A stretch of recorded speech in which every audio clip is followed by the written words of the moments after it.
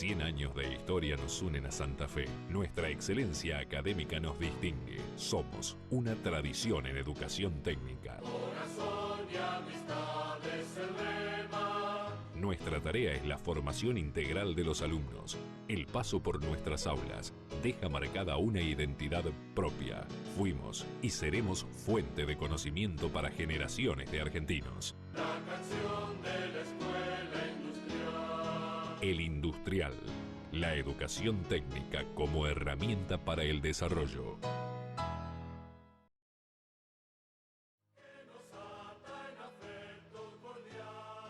ADUL, Asociación Docentes Universidad Nacional del Litoral. Fundación Escuela Industrial Superior, apoyando la vigencia y el crecimiento de nuestra escuela. Laboratorios Crisol, proveedor integral de insumos para laboratorios e industrias. Una empresa familiar con 30 años de trayectoria en la zona. Avenida López y Planes, 4601, Santa Fe. Teléfono 453-7964. Universidad Nacional del Litoral. Ciencia, tecnología y cultura para toda la región. Asociación de Padres de Alumnos de la Escuela Industrial Superior, colaborando con la educación de nuestros hijos.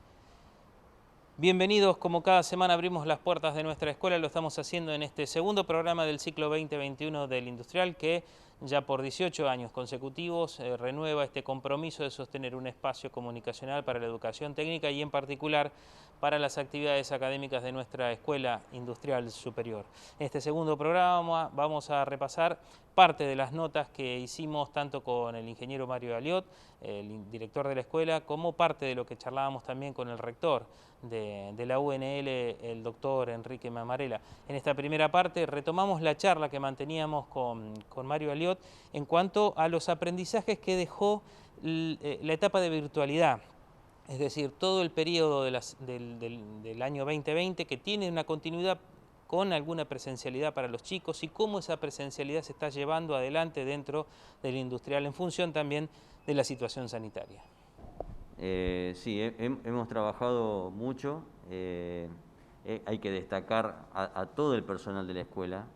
Acá no hay que hacer distinciones porque, como bien decís vos, los docentes, la verdad que el año pasado han trabajado muy bien. Este año lo están haciendo también. Tenemos un bagaje de conocimientos que no teníamos antes, que ellos también lo están aportando. Por ejemplo, el año pasado hemos trabajado con muchas plataformas para llevar adelante clases virtuales. Este año las unificamos. Nos fijamos cuál era la mejor, para la parte administrativa también, para el trabajo de los preceptores, no solo de los docentes, de los estudiantes. Cuál era la mejor para el general de las asignaturas, por más que algunas son muy específicas. Con el entorno virtual, trabajándolo para las actividades remotas. Entonces se achicó bastante esto y podemos eficientizar un montón de cuestiones. Con las planificaciones, con los horarios que deben ser flexibles en función de esta presencialidad que planteamos hoy, que seguramente se van a incrementar, pero para ir incrementándola tenemos que tener planificados esos horarios, con flexibilidad de los docentes para cambiar a veces en los horarios de dictado de clases, con el cuerpo no docente en la parte administrativa que comenzó a trabajar allá atrás en junio y nos posibilitó que todo el desarrollo de cuestiones que se necesitaban en papel se pudieran hacer aquí, y se avanzó y ya hoy no tenemos, ya del año pasado no hay un expediente en papel, todo lo nuevo es todo digital, y eso se tuvieron que capacitar en el día a día y desde la virtualidad también ellos, así que en eso estamos trabajando muy bien. Se pudo concretar al final del año pasado la sesión del Consejo Asesor. Este año comenzamos ya, esta semana tenemos la primera sesión del año. Es decir, estamos buscando que no solo en cuestiones académicas lo podamos llevar adelante de la mejor manera del año, sino en todas las actividades de la escuela. Eso es algo que nosotros lo impusimos, lo trabajamos. Es decir, nosotros tenemos una gestión universitaria en una escuela. Es decir, eso es lo que tratamos de plantear, no una gestión de escuela. Entonces esa gestión universitaria es mucho más que una gestión de escuela. Tiene que ver con proyecciones de la escuela hacia la sociedad, hacia el interno de la universidad, el crecimiento de cada una de las especialidades trabajando en forma conjunta, interrelacionándose, con actividades que tienen que ver con la extensión, con sumarse a algunos proyectos de investigación, con lo que tiene que ver con institucionales como el Consejo de Enseñanza Preuniversitaria, como el Consejo Asesor nuestro. Todo esto se va trabajando y es lo que nos hace fuerte también, porque también se lo decía a nuestros estudiantes. Yo siempre lo digo, es decir, ¿qué busca la escuela? En formar en 6 años a una persona que se tiene que, de alguna manera, esforzar para llevar adelante su proyecto de vida. Y en eso nosotros lo que buscamos en la escuela es formar personas de bien, ciudadanos críticos y técnicos de alto nivel, ¿sí? Que les va a servir para poder tomar todas las oportunidades que le aparezcan en la vida para capitalizarla y poder llevar adelante su proyecto de vida de alguna manera. Y todo eso se consigue con la formación de todos estos puntos que te planteé, es decir, no solo en el aula, sino el aula más otras cosas. El aula es esencial, obvio que es esencial, pero lo debemos completar con otro sentido que los hacen los proyectos de extensión, el trabajo en un consejo, el trabajo en el centro de estudiantes, en el cuerpo de delegado, en la interrelación con nosotros, en tratar de defender una postura ante el profesor o ante quien sea, sabiendo cómo hacerlo. Y eso es lo que nosotros planteamos y que es lo que, sin duda, lo van capitalizando nuestros estudiantes. Algunos sectores de la comunidad por ahí plantean como que la presencialidad es la única alternativa educativa para sostener las instituciones educativas, o que desde el periodo pasado de la virtualidad las prácticamente no funcionaron, o no se dio clase, o no se aprendió nada. ¿Qué piensan ustedes de la escuela industrial frente a estos planteos de que la presencialidad sería la única alternativa para poder llevar adelante y volver a la escuela sí o sí? ¿Qué es la mejor? No tengo dudas, pero lo otro tampoco no es que nos sirve. Es decir, te vuelvo a reiterar, nosotros el año pasado trabajamos muy bien, conseguimos los objetivos que se plantearon en el ciclo lectivo y por eso en diciembre se recibieron nuestros técnicos. Si no lo hubiésemos pensado así, nuestros técnicos no se hubiesen recibido, porque lo que no nos hubiésemos perdonado es enviar a la sociedad técnicos que no tengan la capacidad de la formación que exige la escuela industrial. Así que entiendo lo de la presencialidad, la defiendo, me parece que es lo mejor, pero sobre todo es lo mejor para evitar esas diferencias sociales o socioeconómicas que se ponen de manifiesto cuando se necesitan dispositivos tecnológicos, acceso a una buena internet. Esas cuestiones sí tienen que ver.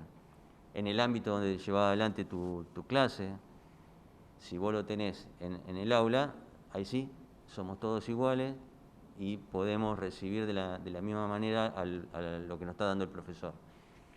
Creo que de esa manera la presencialidad soslaya esas diferencias, o por lo menos las minimiza o no deja que se incrementen.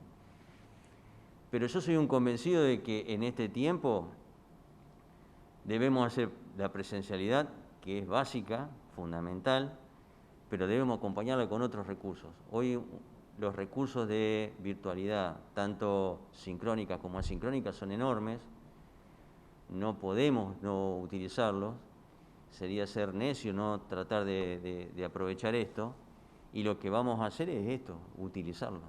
Además, demostrar que por más que la puerta de la escuela esté cerrada, la escuela en sí no está cerrada, sigue trabajando. Sí, sin duda, jamás se cerró, jamás se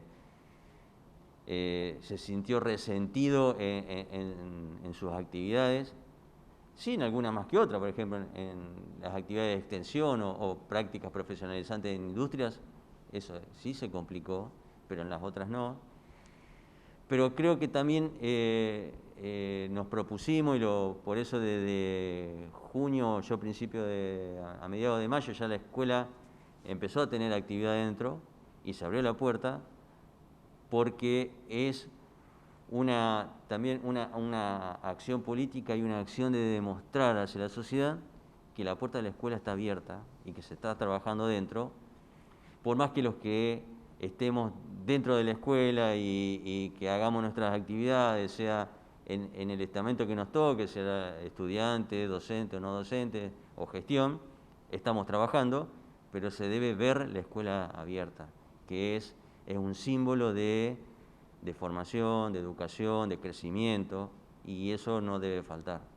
El Industrial, la educación técnica como herramienta para el desarrollo. Halley 997.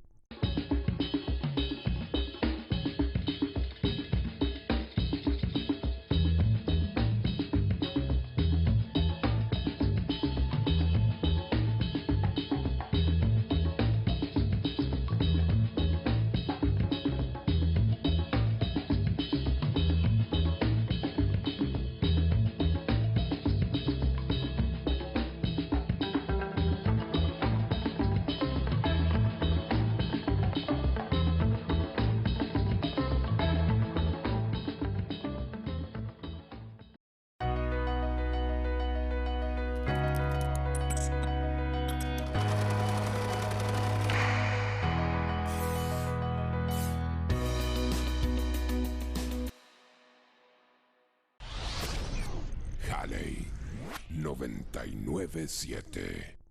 El Industrial, la educación técnica como herramienta para el desarrollo. Existen ciertos planteos sobre, ver las escuelas con las puertas cerradas durante el año pasado y pensar que tal vez no había actividades académicas o que las escuelas no funcionaban. Sin embargo, el sistema educativo público, también como el privado, pero el público en especial, se mantuvo vigente con la virtualidad. Este año se está tratando de incorporar la presencialidad de manera gradual, pero por ello también pensar en que las escuelas han estado cerradas es un error. Las escuelas siempre han estado abiertas y hoy más que nunca.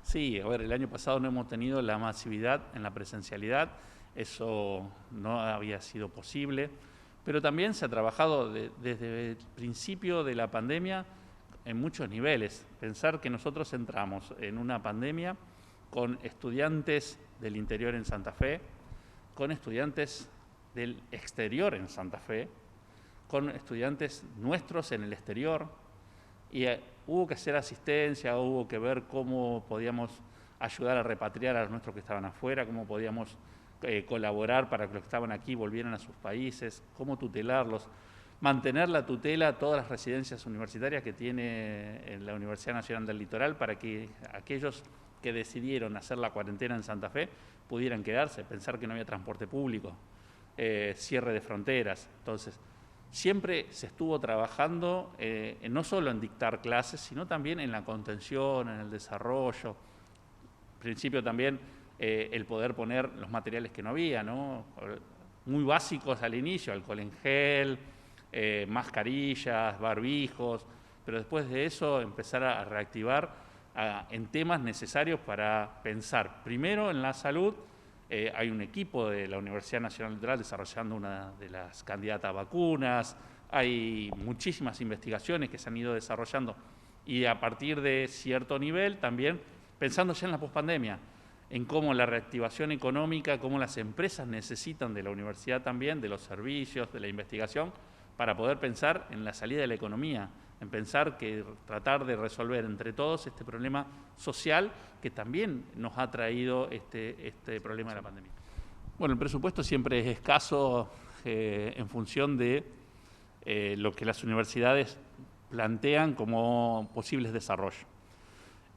A diferencia del año pasado, este año tenemos presupuesto, hay una ley de presupuesto, entonces nos resulta de alguna manera a nosotros, más allá de que siempre aspiremos a más, posible hacer una programación, una planificación. El año pasado, con presupuesto prorrogado y sin saber la posibilidad de disponer de esos dineros y con un país en un sistema inflacionario, es un problema.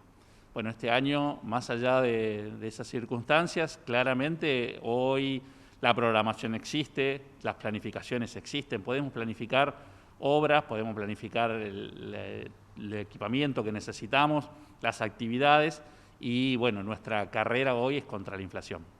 Bueno, a ver, la Escuela Industrial Superior, primero la enseñanza preuniversitaria ha sido revalorizada fuertemente, poder decir de que hemos podido en este último tiempo poner en funcionamiento el Consejo Preuniversitario, poder pensar en políticas globales de la educación preuniversitaria en nuestra universidad, poder hacer que las escuelas colaboren, que discutan las problemáticas comunes y poder haber avanzado ya para nosotros es un logro.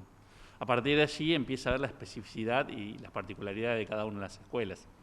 Hay escuelas que hoy, al tener menos convocatoria, menos masividad, les resulta más fácil recuperar actividades y hay otras que necesitan de planificar las actividades más separadas en el tiempo para poder garantizar que todos puedan desarrollar su parte experimental.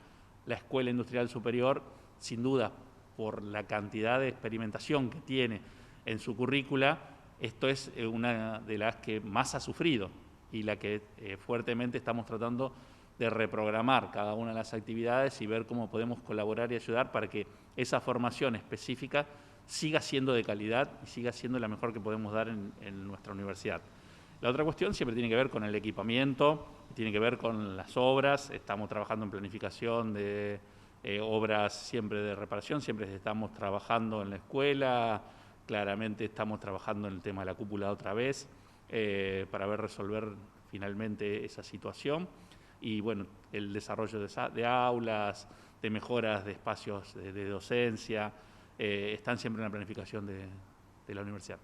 Bueno, para finalizar, un mensaje suyo para la comunidad educativa del Industrial, los alumnos, los docentes, los no docentes, digo los padres, la comunidad educativa que este año lo mira con una esperanza de poder, bueno, regresar a la presencialidad, pero sostenernos dentro de esta nueva normalidad que nos propone esta situación de la pandemia.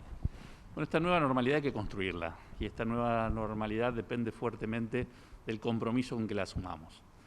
Muy fuertemente a veces se reclama ciertas condiciones dentro de la universidad o dentro de los ambientes laborales y demás, pero para poder garantizarla necesitamos que todos nos comportemos exactamente igual en todos los ambientes, dentro de la universidad, fuera de la universidad, que podamos realmente sentirnos orgullosos de que esa práctica que llevamos adentro, los protocolos que aprendimos, la lógica que vamos mejorando, esa forma de construir y de hacernos responsables porque las cosas pasen, se pueda llevar a nuestras casas, a cuidarnos en el interior de nuestras casas, a cuidar nuestra vida social, a cuidarnos cuando llevamos a nuestros hijos a la escuela, en el transporte público. Entonces, es apelar a toda la comunidad a que juntos construyamos esta nueva normalidad que sea más segura, que sea mejor para todos y que nos permita mejorar incluso la calidad de vida que tenemos.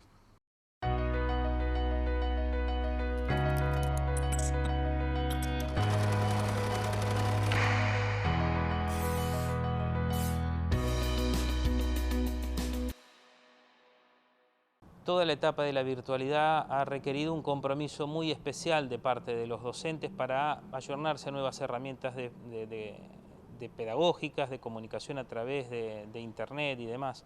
Ese es un capital que los docentes pueden utilizar este año y en este año la presencialidad tiene sus características particulares también. No es como dar clase normalmente, los grupos son reducidos, hay que cumplir con los protocolos. ¿Cómo está trabajando el gremio también en cuestión de poder ayudar a los docentes a llevar adelante estas prácticas de manera más eficiente? Nosotros tratamos de que sea una presencialidad restringida, porque nuestros empleados y empleadas también corren los riesgos. Entonces lo que estamos manteniendo es un horario de atención al público más breve y donde las empleadas y los empleados no pueden mantener ese distanciamiento, ¿no? Entonces, todo lo que podemos seguir haciendo en la virtualidad, lo seguimos haciendo en la virtualidad. Por ejemplo, las asambleas se hacen de manera virtual. Bueno, parece que es como una especie de parte del folclore, iniciar el año con un conflicto, y la verdad que eso es desgastante, porque nos quita algo que es fundamental para organizar la vida académica, que es la previsibilidad, ¿no?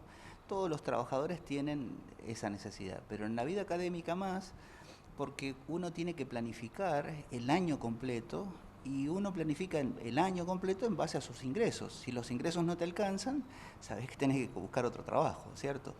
Y entonces eso también atenta con el tipo de universidad que se quiere. O sea, quiere un tipo de universidad donde la docencia está dedicada a la universidad o una docencia golondrina, como se suele llamar. Tiene trabajos más importantes en otro lugar y viene a la universidad solamente a cumplir horas. Y entonces el tipo de exigencia y de respuesta de ese docente es totalmente diferente, ¿no? Entonces, la cuestión salarial también incide en el tipo de universidad que podemos construir. Entonces, todos los años empezamos con ese conflicto y este año estamos en una situación bastante grave porque estamos 20 puntos por debajo de la inflación. Nuestros salarios han perdido 20% respecto de la inflación anual que va desde marzo del año pasado a febrero de este año. Y entonces, para sentarse a negociar, hay que decir cómo vamos a recuperar ese 20% y cómo vamos a tratar la inflación del año 2021. Nosotros hicimos el paro de 48 horas y la patronal, como forma de disciplinamiento, convoca el día que nosotros teníamos llamado el paro a reunión paritaria, no nos convoca a nosotros con la excusa de que nosotros estábamos de paro.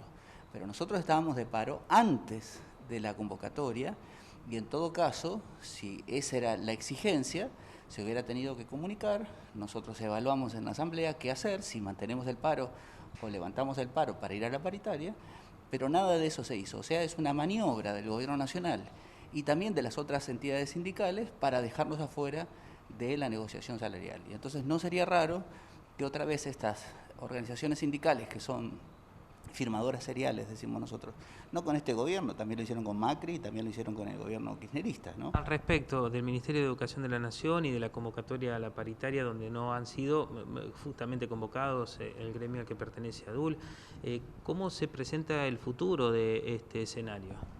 Complejo, diría yo, en la medida en que cuando el gobierno nacional deja a una entidad sindical como la nuestra, que en términos de representación, si no somos la primera, seremos la segunda, es muy complejo porque primero eso se va a judicializar, ¿no? Porque nosotros somos signatarios del convenio colectivo de trabajo y el convenio establece que el gobierno está obligado a negociar con todas las entidades sindicales que representan a los docentes. Entonces eso va a tener un enfrentamiento judicial. Y después va a haber un enfrentamiento en el sentido de cómo el gobierno acepta lo que las bases que pertenecen a la CONADO histórica están reclamando, porque si no, pasa eso. Cuando los sindicatos nos sentamos a negociar con las patronales, llevamos la voz de los representados, de las bases. El resto de los sindicatos no parece estar dispuesto a eso. De hecho, hay muchas tensiones internas en las otras federaciones, porque el año pasado, sin ir más lejos, DeFeo firmó el acta paritaria sin dar participación a todos los sectores de su organización sindical. Y entonces eso tuvo un cisma importante, ¿no? De hecho, ahora la COAT, que es un gremio de la CONADU, está haciendo el paro con nosotros. Y DeFeo está diciendo que no va a parar. Pero hay una organización importantísima. La Plata y Rosario son las universidades más grandes de la CONADU y Córdoba, nosotros estamos compartidos con Córdoba. Y Rosario está haciendo paro, o sea que no es verdad que la CONADU no hace paro. La COAT, que es una de las entidades de base más importantes, está haciendo paro con nosotros. Lo mismo Villa María, Río Cuarto, Córdoba hace paro con nosotros. Entonces, las entidades sindicales también se resienten porque los dirigentes toman decisiones sin consultar a las bases. Para finalizar, hemos hablado el año pasado justamente de todo este esfuerzo que representó para los docentes en términos personales, en términos económicos y materiales, de disponer de las cuestiones para poder llevar adelante las actividades virtuales, en términos pedagógicos.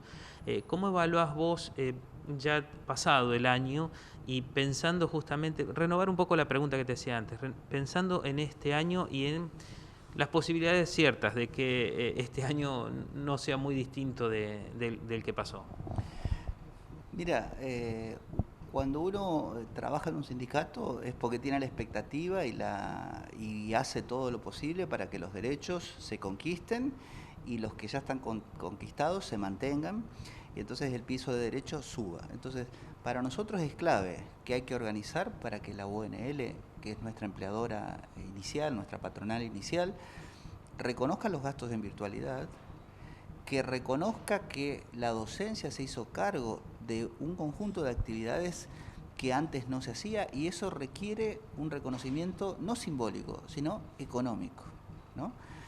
Y al mismo tiempo requiere que el trabajo que se hizo sea reconocido en la organización de lo que nosotros llamamos el currículum vitae, ¿no? Entonces hay un conjunto de condiciones, de actos creativos que nosotros hemos hecho, y que eso tiene que estar integrado al currículum vitae. Y la institución, cuando se hacen los concursos, se hacen las evaluaciones, tiene que reconocer esos actos de creatividad que se han hecho en este tiempo de pandemia y de virtualización. ¿Por qué? Porque hay formas de creatividad y de producción que no están reconocidas y que se han hecho, ¿no? Están cerradas las puertas, pero la universidad está abierta, y estuvo abierta por el trabajo que nosotros hicimos.